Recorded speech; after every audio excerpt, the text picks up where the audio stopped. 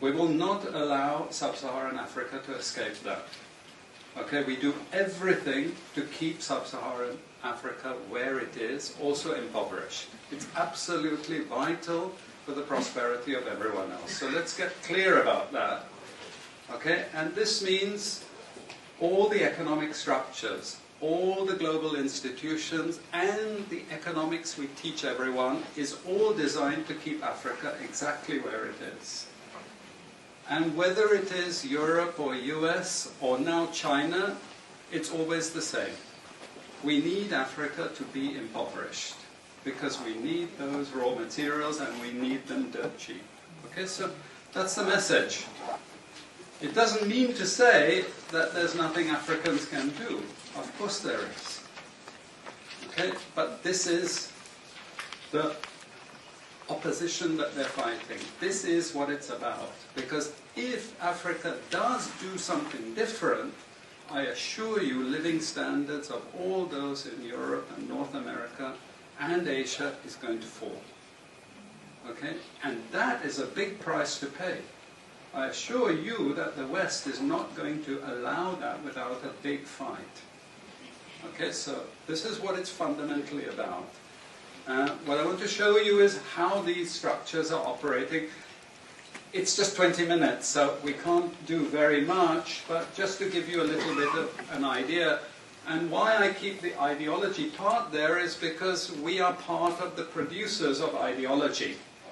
At universities and academic institutions, we are complicit in this whole enterprise. Okay, so the job of many Western academics is to convince Africans they have to keep doing what they're doing. Okay?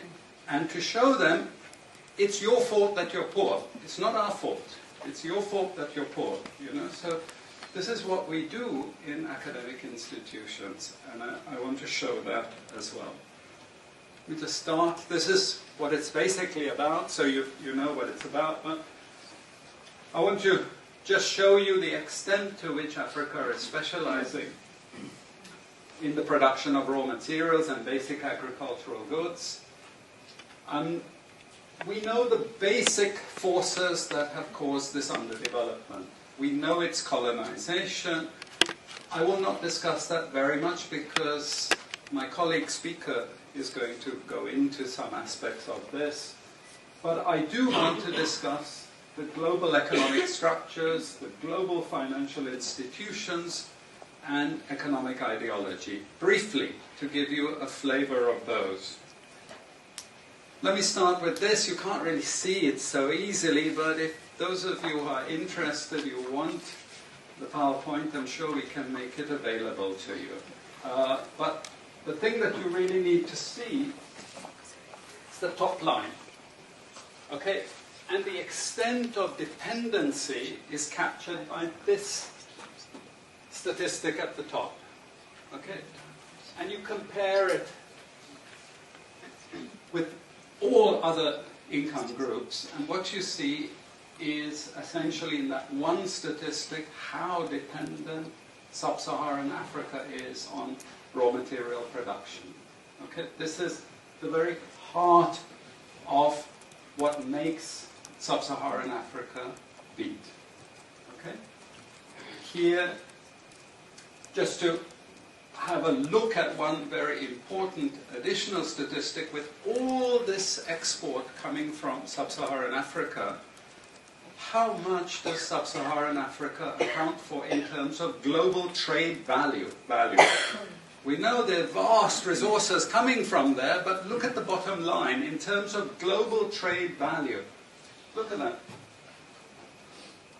0.5%, 1975, 0.95%, going down to 0.1.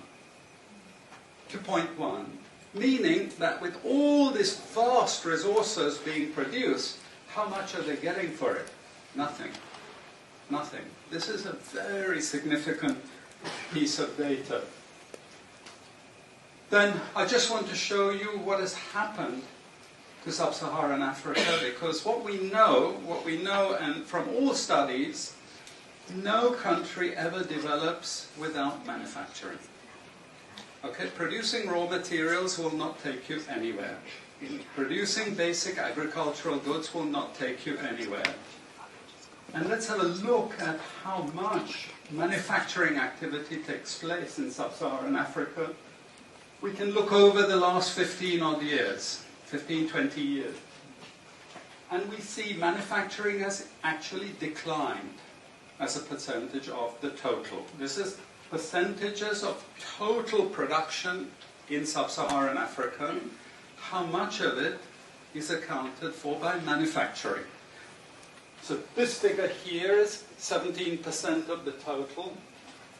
Most of the rest, when we talk of industry, it includes manufacturing, but the bulk of it is mining. Okay? Raw material extraction. This is the bulk of it. And here we see actually raw material extraction has stayed the same. What has caused industry to fall is the fall in manufacturing production. This is deliberate because we will never, as Western economists, as Western policymakers, we cannot afford to allow Africa to industrialize and start producing manufactures. Okay, so we will do everything to stop that. And I'm going to show you how we actually block that. It's